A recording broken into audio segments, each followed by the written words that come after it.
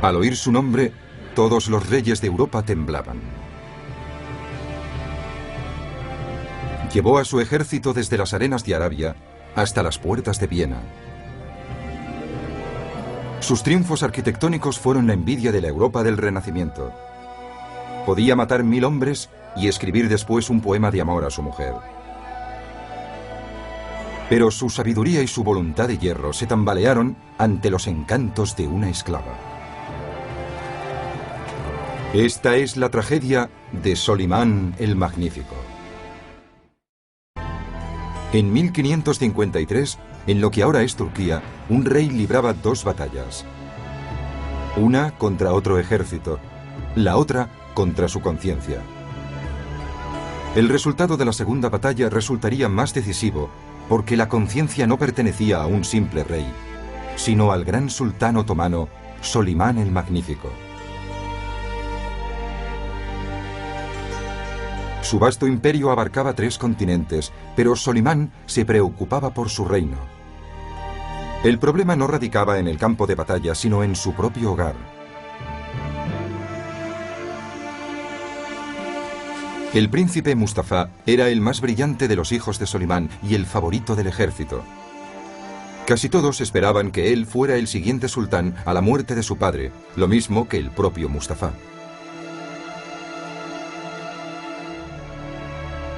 Se rumoreaba que Solimán era demasiado viejo para el trono y que el joven príncipe Mustafa estaba conspirando para arrebatárselo.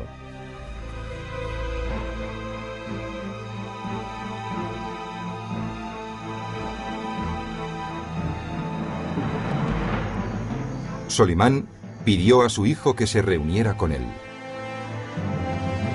Mustafa había oído también los rumores y debatió con su propia conciencia si era mejor evitar a su padre y confirmar sus dudas u obedecer y arriesgar la vida.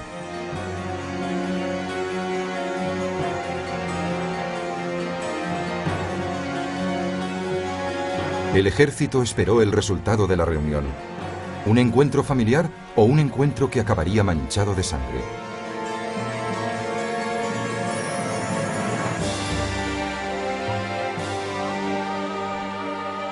Treinta años antes fue Europa la que contuvo el aliento con la ascensión del nuevo sultán, Solimán. En 1520, Selim el Terrible murió y dejó un único heredero, un desconocido llamado Solimán.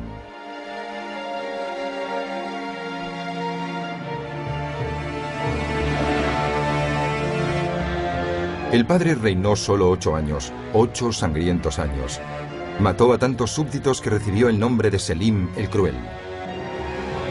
En la guerra mató a tantos que sus enemigos creían que era el demonio encarnado. El temor y la curiosidad convocaron a hombres de todas las naciones al palacio de Topkapi para rendir homenaje al hijo coronado. Acudieron embajadores de Egipto, Persia, India y Europa para presentar sus respetos al nuevo gobernante y también para evaluarlo. Por lo que vieron, el hijo no se parecía en absoluto al padre. Selim se aseguró el trono asesinando a todos los varones de su familia. Tenía tan mal carácter y era tan cruel que la frase "que seas consejero de Selim" era una maldición habitual. Pero con Solimán, el terror desapareció del palacio.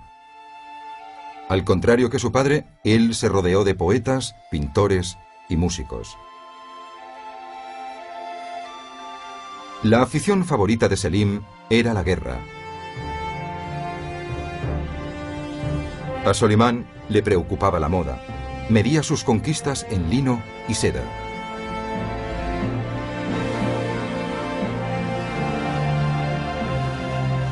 Selim profería amenazas coléricas contra sus enemigos al otro lado de las fronteras orientales y occidentales y las cumplía sin piedad. Por el contrario, Solimán parecía un hombre de paz.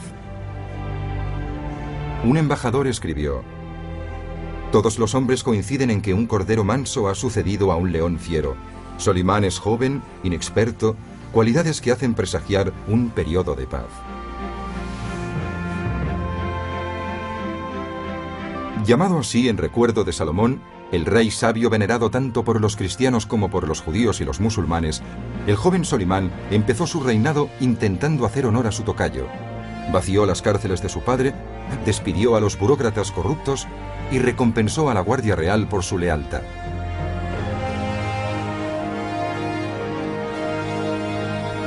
Parecía que con Solimán la vida iba a ser justa, pacífica y aburrida.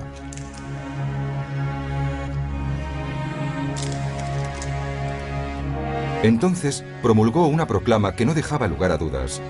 A cambio de esa indulgencia exigía lealtad. Con la creencia de que de todos los males los conocidos son los menores, exigió a todos y cada uno de los súbditos de sus vastas y remotas tierras que le declararan fidelidad. Los que tardaron en contestar fueron declarados enemigos suyos. Mi precepto supremo, decretó Solimán, tan ineludible como el destino, es que ricos y pobres, ciudades y pueblos, súbditos y tributarios deben apresurarse a obedecer. Quienes se demoren sufrirán la pena máxima. La proclama obtuvo el efecto deseado.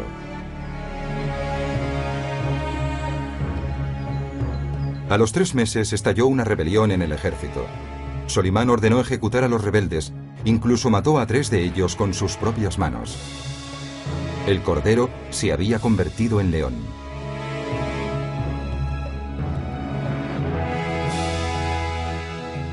Poco después, el gobernador de Siria se rebeló contra el imperio. Solimán mandó decapitar a los cabecillas y quiso recibir prueba de ello personalmente.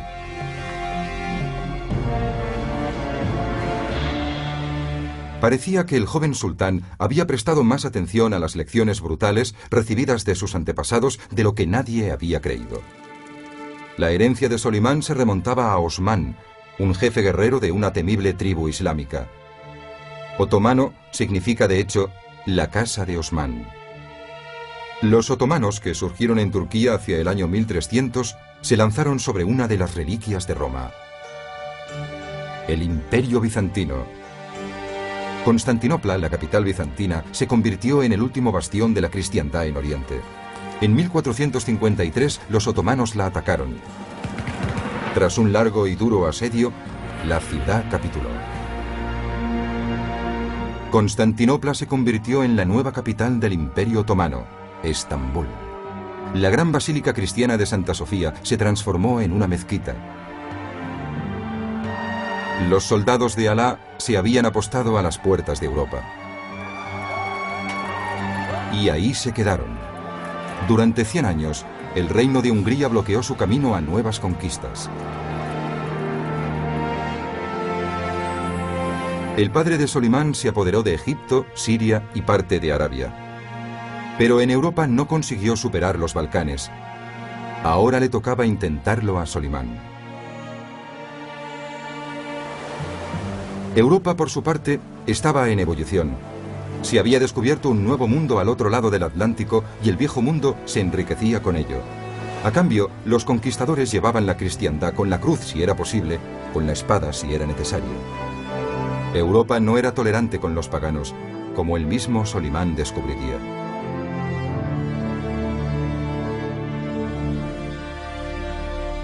En 1521 mandó un embajador a Hungría para exigir tributo. El enviado regresó a Estambul sin nariz ni orejas. Solimán, indignado, decidió vengarse, aniquilando Belgrado a modo de represalia. Si el río Danubio era la gran autopista de Europa, Belgrado era el peaje.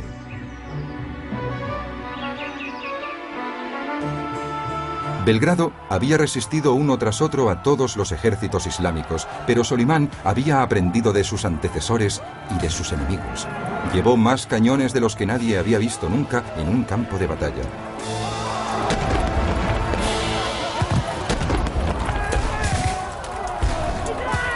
Cuando los antepasados de Solimán fracasaron en la conquista de Belgrado, Europa dio por sentado que la ciudad era inexpugnable.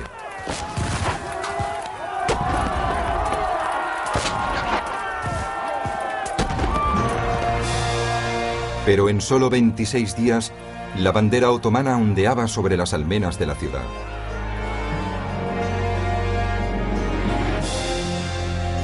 El sultán había derribado la puerta de Europa.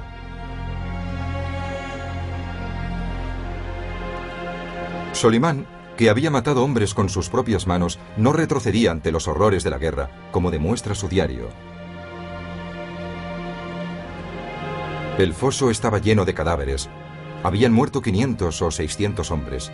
Un centenar de cabezas de soldados que no habían podido escapar estaban clavadas en picas a lo largo de la carretera.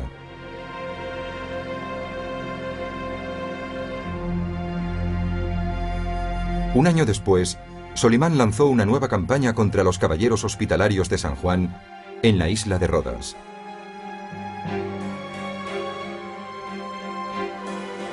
Desde su fortaleza, estos nostálgicos de las cruzadas atacaban las naves otomanas. Aunque vestían como sacerdotes, luchaban con la espada. Su misión era sagrada: eliminar el Islam de la faz de la tierra. Todo el Islam aclamaría a Solimán si tenía éxito y lograba eliminar esta espina. Solimán desembarcó 100.000 hombres y más de 100 cañones en Rodas y se dirigió con su ejército hasta las murallas mismas de la ciudadela. Medio siglo antes, Mehmed el Conquistador no había logrado hacerse con Rodas. Solimán podría triunfar donde Mehmed había fracasado, pero sabía que el precio sería alto.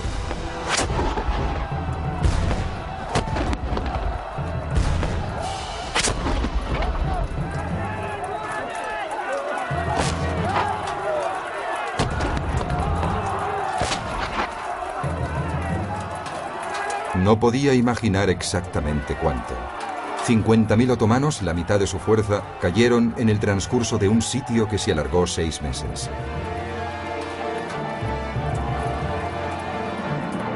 A los hospitalarios de San Juan se les acababa el tiempo. Ante la escasez de pólvora y alimento, su gran consejo se reunió y accedió finalmente a negociar. Pero Solimán no tenía ninguna intención de negociar.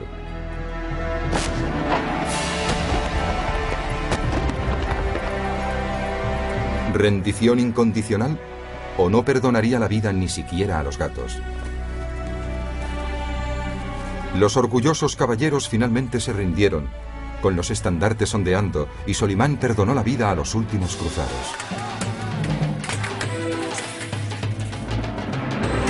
Mientras las tropas de élite de Solimán, los genízaros, lo celebraban con su danza del sable, el joven sultán saboreaba sus triunfos.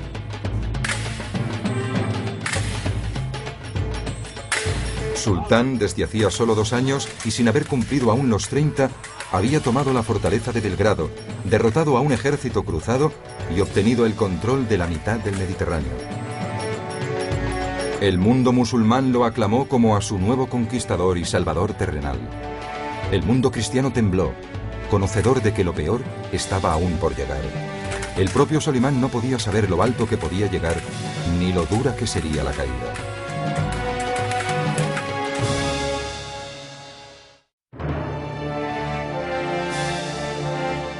El sultán Solimán demostró ser ambicioso y despiadado, incluso vanidoso, pero no era tan orgulloso como para no escuchar consejos.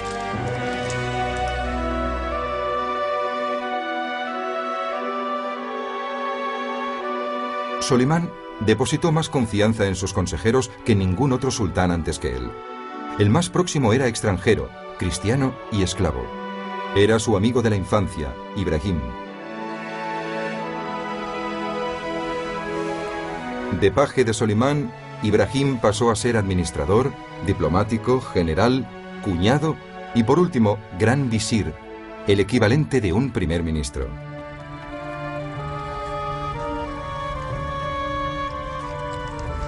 En 1524 estalló una rebelión en el lejano Egipto. El jefe rebelde era el gobernador, decepcionado porque Solimán no lo había nombrado gran visir. El gobernador se nombró a sí mismo sultán de Egipto, pero los genízaros de El Cairo se mantuvieron leales a Solimán. Pronto estalló una revuelta contra los propios rebeldes y el gobernador murió asesinado. Solimán envió a Ibrahim a El Cairo a restablecer el orden. Llegó al mando de un impresionante ejército. La ciudad no opuso resistencia y recibió a Ibrahim como a un liberador.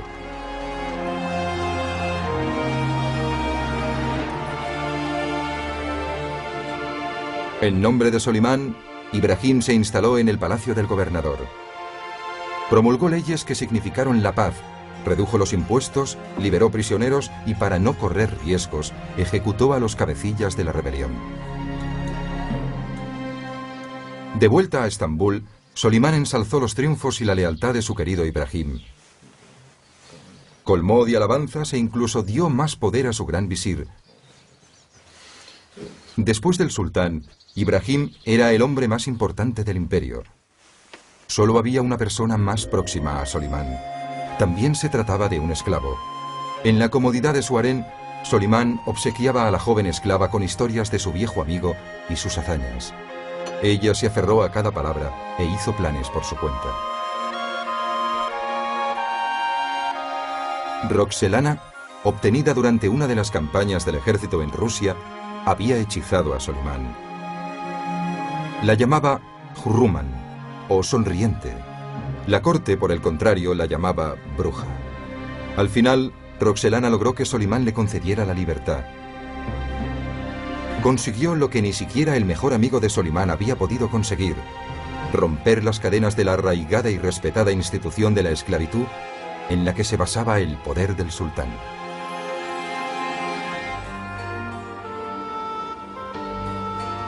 Según Maquiavelo, que vivió a 2 imperios de distancia, el imperio otomano estaba gobernado por un hombre. Todos los demás eran siervos suyos. Aún así, Solimán no podía gobernar solo el imperio más grande del mundo. Hasta un sultán tiene que delegar su autoridad. Era una paradoja que desconcertaría al mundo durante siglos. La inmensa mayoría de quienes ejercían el poder en nombre del sultán eran esclavos. Raptados desde niños e inmersos en un ambiente de veneración hacia el emperador, aprendían pronto que sus oportunidades para mejorar su estado eran superiores a las de los ciudadanos otomanos y sus compatriotas. Los que eran luchadores formaban la columna vertebral del ejército de mayor prestigio de Europa y la mejor arma del imperio, los legendarios genízaros. El sultán recaudaba un impuesto en todos los hogares cristianos situados dentro de las fronteras del imperio. El pago, uno de sus hijos. Los muchachos cristianos llevados a Topkapi como propiedad personal del sultán aprendían a ser soldados de Alá. Mientras los nobles, con condiciones para ello o no, dirigían los ejércitos europeos, los genízaros lograban los ascensos según sus méritos. Un esclavo podía llegar a ser general, una graduación que en su país de origen solo podía soñarla. El resultado de este sistema era la fuerza armada más fuerte y más leal del mundo. Sentían tal devoción por el sultán que, según se decía, podía conducir a 10.000 hombres con un hilo. Y el hilo que Solimán tenía en la mano parecía muy atrayente.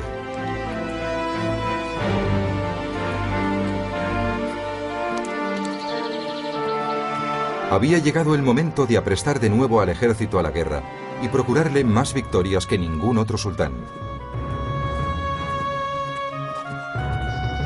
Con Belgrado y la isla de Rodas en su haber, Solimán prometió a sus genízaros ampliar aún más sus conquistas por Europa. La clave de la estrategia de Solimán era el despliegue de centenares de cañones. El cobre y el estaño se fundían para producir un bronce lo bastante fuerte como para resistir el estallido de la pólvora. Sus fundiciones ardían noche y día para fabricar cañones a una escala nunca vista.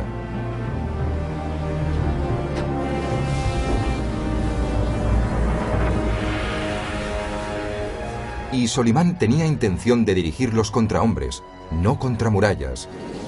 Su táctica no era nueva, pero nadie había usado nunca la artillería contra la infantería para obtener la victoria.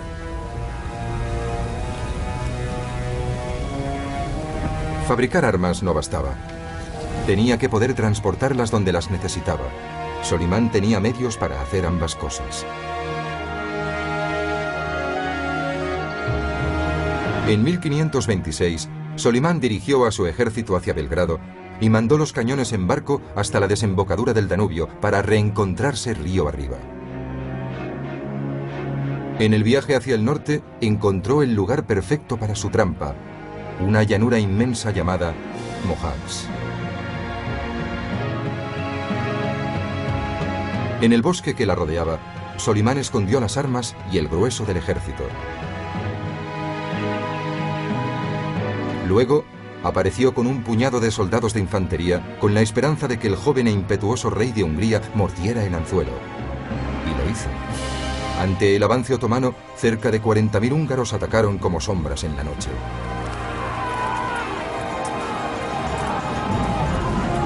Los jinetes cristianos destrozaron con facilidad la línea otomana.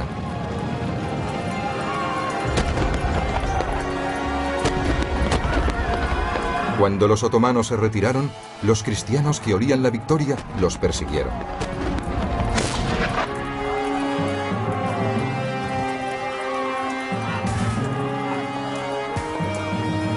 Solimán estaba casi atrapado cuando los húngaros le cortaron el paso a unos 200 metros de sus posiciones. Solimán no cedió y exhortó a sus hombres a seguir luchando.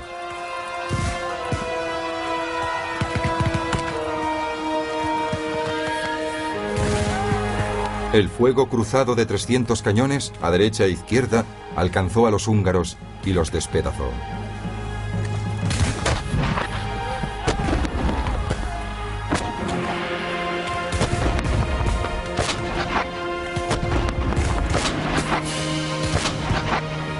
Hasta que los cañones no hubieron terminado su terrible tarea, Solimán no ordenó a sus hombres atacar.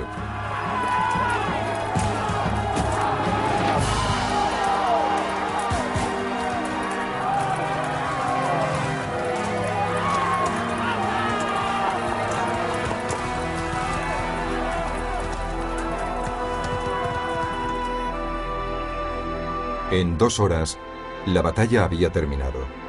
Los historiadores islámicos escribirían sobre la victoria. Ningún sultán ha obtenido un triunfo parecido. 2000 cabezas se amontonaban fuera de la tienda de Solimán. Más de 30.000 húngaros yacían muertos.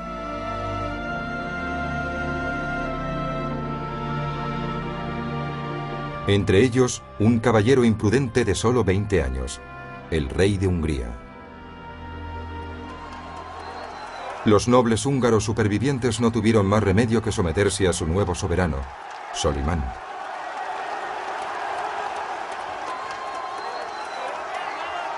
Lo impensable había sucedido. Una nación europea había sucumbido al avance del Islam. Con los húngaros vencidos, Solimán entró en Budapest, su capital. Pero sus ojos miraron aún más al oeste. Después de Mohács, ningún ejército se atrevía a enfrentarse con él en el campo de batalla. En público, los generales europeos vilipendiaban a los infieles por usar los cañones contra los hombres. En privado, tramaban seguir su ejemplo. Sin oposición, Solimán avanzó hacia la capital austríaca, Viena. Pero el mal tiempo y los caminos enlodados redujeron la velocidad de su avance. Al final, su pesada artillería acabó costándole caro. Cuando llegó, a finales de septiembre, los aterrorizados ciudadanos vieneses habían demolido sus casas de las afueras para privarles de cobertura.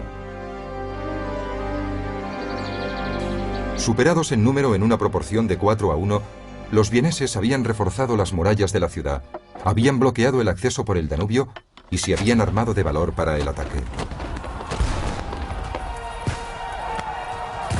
Mientras Viena rezaba por su liberación, el resto de Europa se escondía aterrorizada.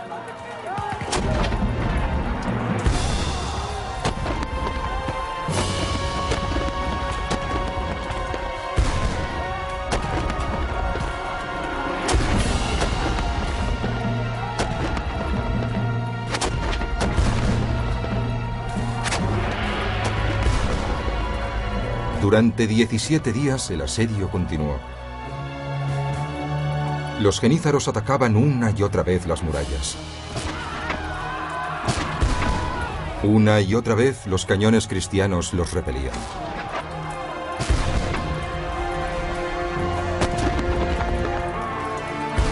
Como la lluvia y el barro habían impedido a Solimán transportar sus pesadas armas, en su lugar tuvo que confiar en sus ingenieros. Cavaron minas bajo las murallas de la ciudad y abrieron agujeros en ellas. Pero los agujeros se llenaron de cadáveres de otomanos. Al final, ni Viena ni Solimán obtuvieron la victoria. Lo hizo el invierno.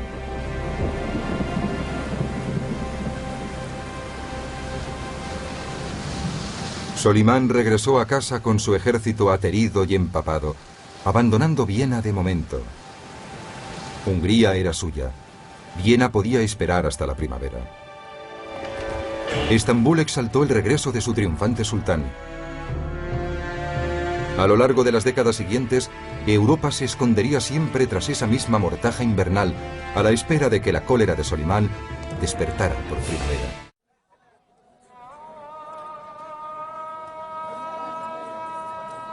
Tras cada conquista, Solimán ordenaba que una iglesia se convirtiera en una mezquita.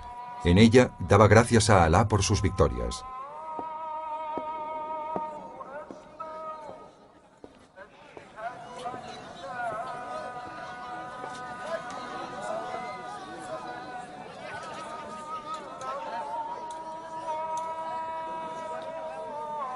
Durante los primeros 20 años de su reinado, tuvo muchas cosas que agradecer.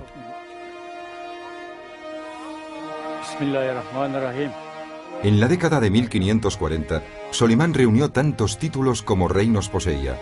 Era sultán por la gracia de Dios, rey de reyes, rey todopoderoso de Persia, rey de Arabia, rey de Siria y de Egipto, príncipe de la Meca, señor de Jerusalén y soberano del mar universal.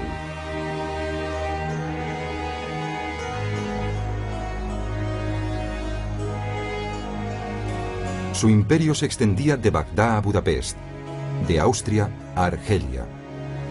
Solo una parte de sus súbditos era musulmana. El resto eran judíos, católicos romanos, ortodoxos griegos, protestantes.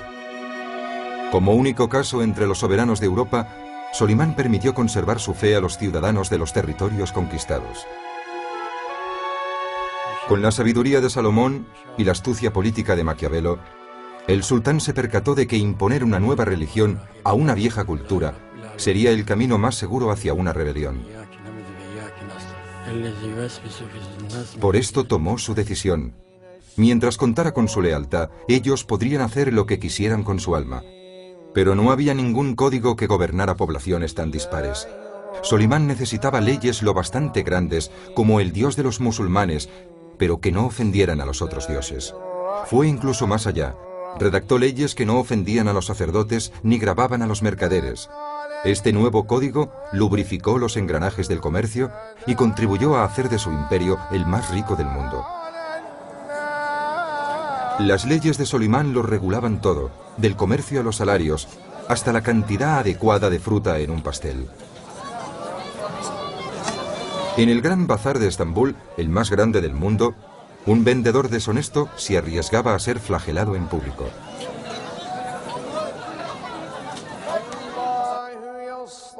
Solimán sabía que al otro lado de Europa, los cristianos se quemaban unos a otros en la hoguera por adorar al mismo Dios de distinto modo. La ironía no se le escapaba. Estaba decidido a que sus súbditos, tanto si eran musulmanes como cristianos o judíos, fueran tratados de la misma forma.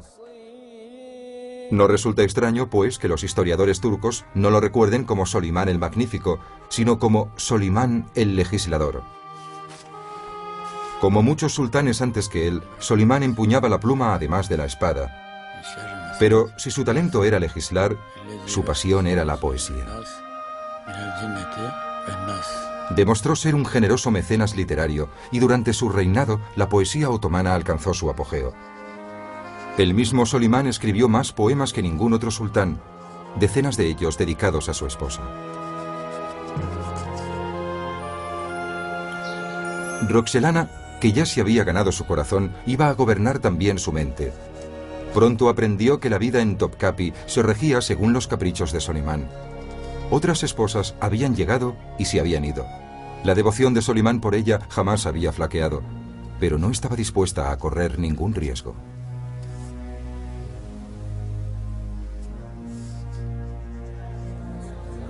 A lo largo de los años, intentó cambiar el equilibrio de la balanza del poder a su favor.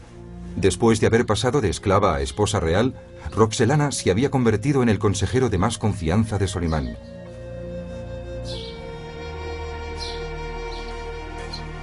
Su consejo era interesado. Sugirió que a Ibrahim, el segundo hombre más poderoso del imperio, el poder se le había subido a la cabeza. Era cierto que en el Cairo, Ibrahim se portaba como si fuera el sultán.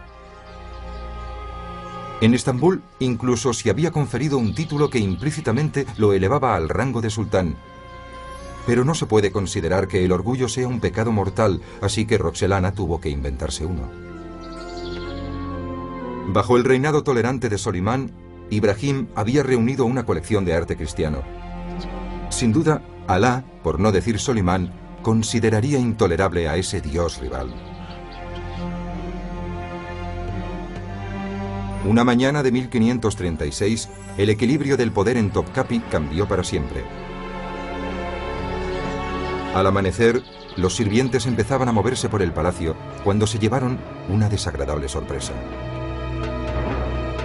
En la habitación del gran visir, junto a la de Solimán, vieron señales de lucha.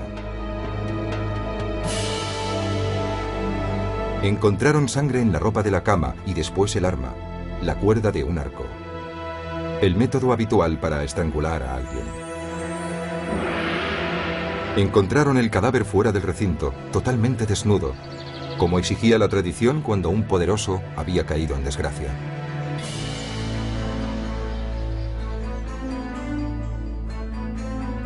Solimán gobernaba entonces la mitad del mundo civilizado, mientras la otra mitad intentaba no enemistarse con él. Al palacio de Topkapi llegaban embajadores de todo el mundo con presentes, desesperados por superarse entre sí, con la esperanza absurda de que el tributo evitara la conquista.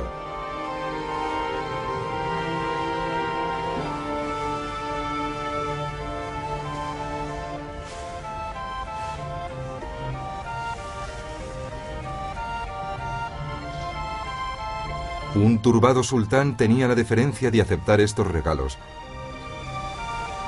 y veía cómo sus riquezas adquirían proporciones inimaginables. Encerrados con sus tesoros había ejemplares del Corán con incrustaciones de joyas. Cestas repletas de piedras preciosas se llenaban de polvo. Pero no era el tributo lo que evitaba que Solimán conquistara el resto del mundo. Era la distancia y el clima.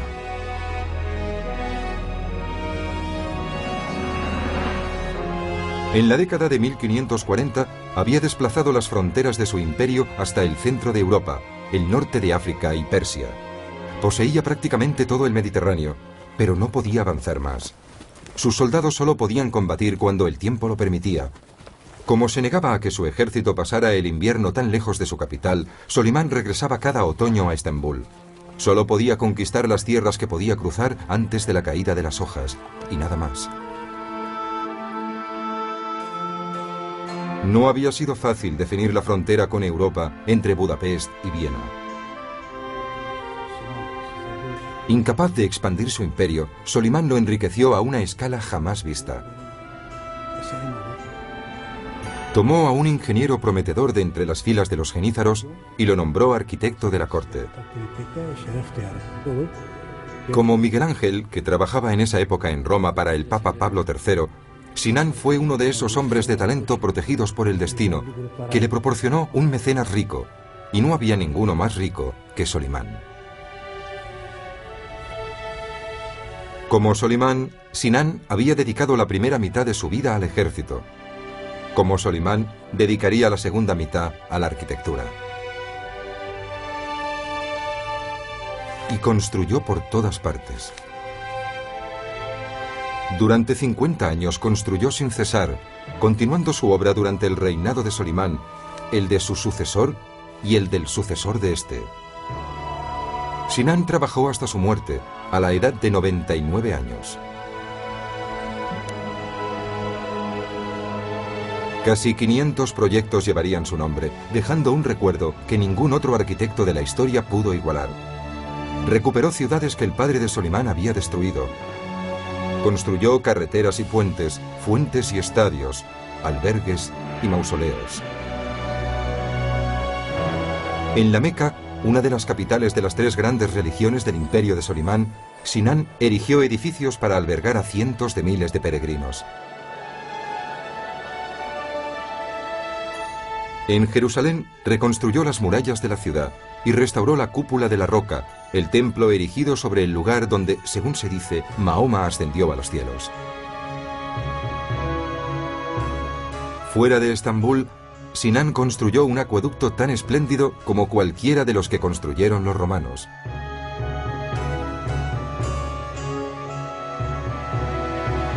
Desde unas colinas alejadas, el acueducto transportaba agua potable 110 kilómetros, hasta lo que se había convertido en la ciudad más grande de Europa.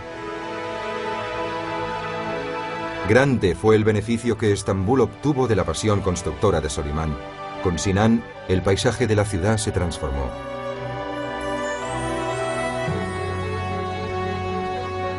Diseñó una deslumbrante mezquita en honor del nuevo gran visir de Solimán, Rustem Pasha.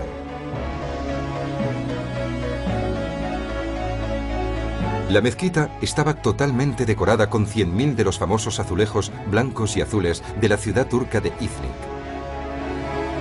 Nadie había prodigado nunca tal esplendor al interior de una mezquita. En ella, Sinán rindió tributo a Alá y alardeó de la riqueza del imperio con la misma claridad que si hubiese tapizado las paredes con dinero.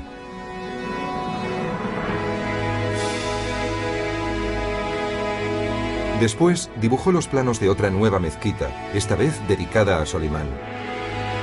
Este edificio iba a ser como la coronación de tan beneficiosa asociación. Las obras se iniciaron en 1550, 4 años después de que Miguel Ángel empezara la cúpula de San Pedro. Sinán trabajaba sin presupuesto. Para Solimán, el dinero no era ningún problema. El proyecto fue la obra de un genio. El techo estaba formado por 4 cúpulas, que soportaban juntas una quinta cúpula central a 45 metros de altura. Sinán quería demostrar que los arquitectos otomanos podían igualar cualquier cosa que los europeos construyeran, y lo logró. El mecenazgo de Solimán proporcionó al arquitecto imperial mano de obra y recursos ilimitados. Tardó solo 7 años en trasladar su obra maestra del papel a la piedra. Miguel Ángel trabajaría 7 años más en San Pedro. La mezquita de Solimán es mucho más que un mero lugar de culto. Es una maravilla del urbanismo. En un área de 2,5 kilómetros cuadrados se extienden hospitales, baños, facultades de medicina, ciencias y derecho.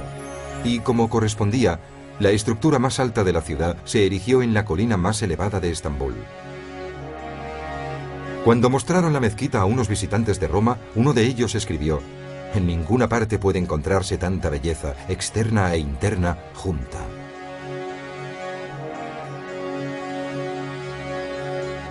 Para decorar la bóveda, Solimán eligió su pasaje favorito del Corán. Dios es la luz del cielo y de la tierra. Es luz sobre luz. Dios guía a quien quiere hacia su luz. Pero la luz divina ya había empezado a atenuarse para Solimán el Magnífico. Los últimos años del sultán justo y piadoso iban a parecerse más a un pasaje del Viejo Testamento. Quien ha desordenado su propia casa, hereda viento.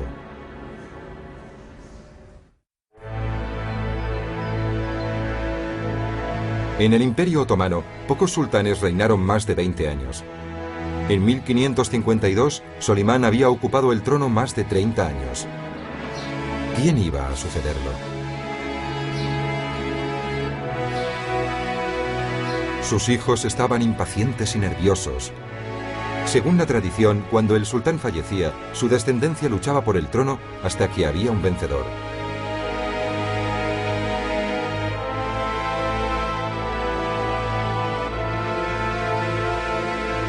Solimán había engendrado 5 hijos, 4 con Roxelana. Decidida a que uno de los suyos fuera el siguiente sultán, lanzó una campaña de rumores. No era solo el poder lo que estaba en juego. Si fracasaba, ella y sus hijos podían perder la vida.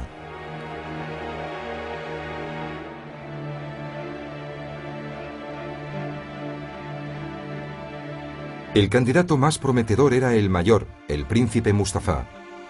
Era un gobernador popular y gozaba del favor del ejército. Inteligente y capaz, solo tenía un fallo: la madre equivocada.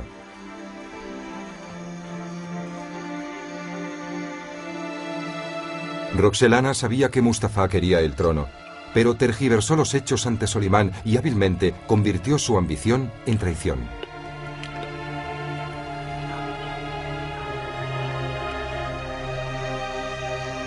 Cuando los rumores llegaron a Mustafa, se enfrentó a una crisis. ¿Sería la confianza de su padre más fuerte que la calumnia de Roxelana? No había salvado a Ibrahim, el mejor amigo de Solimán. La cuestión iba a decidirse en 1553, cuando Solimán se preparaba para entrar en guerra con Persia. Después de todas las mentiras sobre Mustafa, llegó a los oídos del sultán la mayor de todas. Le dijeron que su hijo conspiraba con los persas para derrocarlo. Solimán pidió al príncipe que se uniera con él en la campaña.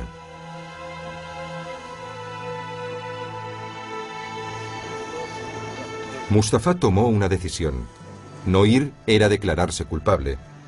Iba a demostrar su lealtad con la obediencia.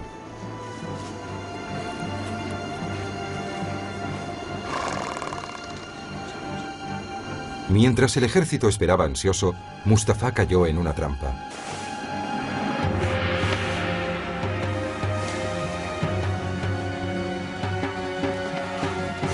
Mustafa libró batalla y los asesinos titubearon.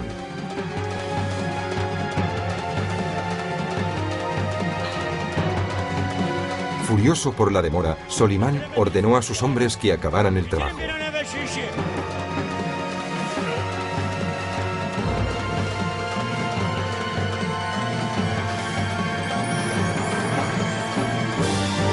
Solimán mostró el cadáver de su querido hijo al consternado ejército y advirtió a sus soldados que el mismo destino esperaba a cualquiera que cometiera la insensatez de desafiarlo. A cualquiera. El ejército lloró la pérdida de Mustafa, a quien llamaban el hijo cuya inteligencia habría aumentado la gloria de la casa imperial.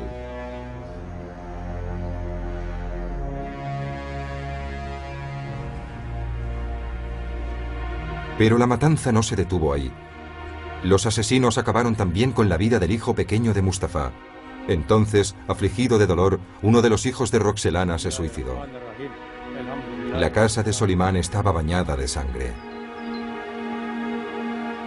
El ocaso de la sabiduría de Solimán impulsó a un poeta a preguntar al emperador: ¿es esto ternura? ¿Matar a alguien tan querido por vos como Mustafa? Lo matasteis engañado por una mentira. ¿Dónde está la verdad en todo esto? Derramasteis su sangre. ¿Es esta la justicia de un califa? ¿Qué ha sido de Mustafa? ¿Por qué lo matasteis, mi sultán? Solimán, perdida la batalla con su conciencia, dejó el escenario al poeta que vivía en su interior. Instado por Roxelana, mató a Ibrahim, su mejor amigo, y a Mustafa, su hijo favorito. Poco a poco, Solimán se recluyó cada vez más, cambiando el boato de la corte por los rituales del Islam. Como dictaba su religión, cada día se lavaba antes de sus oraciones diarias, pero las abluciones rituales no podían purgarle la culpa. Hasta el final, siguió ciego con su causa. En 1558 recibió el golpe más cruel de todos. La luz de su vida, Roxelana, murió. Viejo, enfermo y solo, en los últimos años de su vida, Solimán no encontró la paz. Los dos hijos de Roxelana que seguían vivos peleaban por la sucesión, a punto de provocar una guerra civil en el imperio, hasta que el mismo Solimán intervino.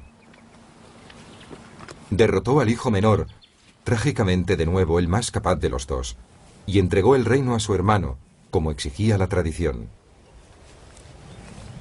بسم الله الرحمن الرحيم الحمد لله رب العالمين الرحمن الرحيم مالك يوم الدين إياك نعبد وإياك نستعين اهدنا الصراط المستقيم صراط الذين أنعمت عليهم غير المغضوب عليهم ولا الضالين آمين. Solimán había acabado una a una con las esperanzas más brillantes del imperio. Cuando el viejo sultán se acercaba a la muerte, solo le quedaba un hijo vivo.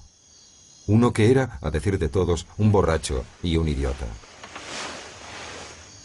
El sucesor de Solimán el Magnífico iba a ser Selim el Borracho, el primero de una larga serie de sultanes ineptos y el peor en 3 siglos. Solimán, el conquistador incomparable, el legislador, el mecenas generoso, se había convertido en un caparazón vanidoso y vacío. Empezó incluso a ir maquillado en las contadas ocasiones en que aparecía en público. Su pueblo todavía lo recordaba por sus extraordinarias campañas de conquista, pero llevaba más de una década sin ver el campo de batalla cuando le fue impuesta una 13ª campaña. Durante 40 años, el gobierno de su gran conquista europea, Hungría, estaba en manos de un títere elegido por él mismo. Pero en 1564 los austríacos instalaron en el trono a un nuevo rey y enviaron a Solimán una advertencia. Iban a recuperar Hungría. Como represalia, los genízaros sitiaron la ciudad de Sejitbar.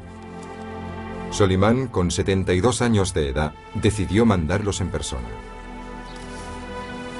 Aquejado de gota, montó con gran dolor sobre su caballo para ponerse al frente de sus genízaros.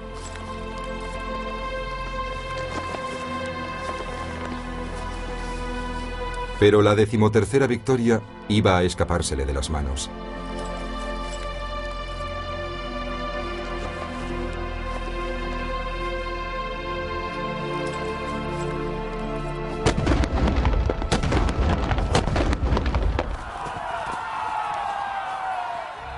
Durante la encarnizada batalla, Solimán cayó mortalmente enfermo. Falleció 2 días antes de que su ejército tomara la fortaleza.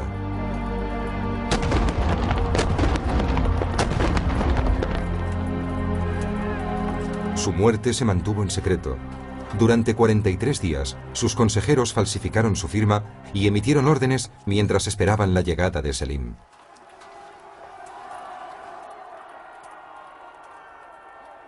Solimán ya había preparado su legado. En Estambul había encargado a los mejores pintores del imperio que dejaran constancia de los hitos de su reinado. El resultado fue uno de los ejemplos más magníficos de arte islámico. En su conjunto, el cuadro detallaba los grandes acontecimientos de una vida memorable y paradójica. Durante 50 años gobernó el imperio más grande de la época, pero permitió que una joven del harén gobernara su corazón. Se mantuvo firme frente a los mejores ejércitos que se le enfrentaron, pero mandó a unos asesinos acabar con su mejor amigo y su hijo. Impuso respeto a los reyes cristianos y suscitó el desprecio de sus propios poetas islámicos. Convirtió el palacio de Topkapi en una de las cortes más ricas del mundo y dilapidó los frutos de su legado. Reconoció y cultivó el talento artístico como ningún otro sultán antes o después que él, pero no supo reconocer la traición en su propia casa. El corazón de Solimán fue enterrado en Hungría, en Mohacs, el escenario de su mayor victoria. Su cuerpo recibió sepultura en la gran mezquita que lleva su nombre. Su legado permanece tan grande y trágico como su vida. Sus huellas artísticas y legislativas todavía perduran en el mundo. Nadie se elevó tan alto como Solimán el Magnífico.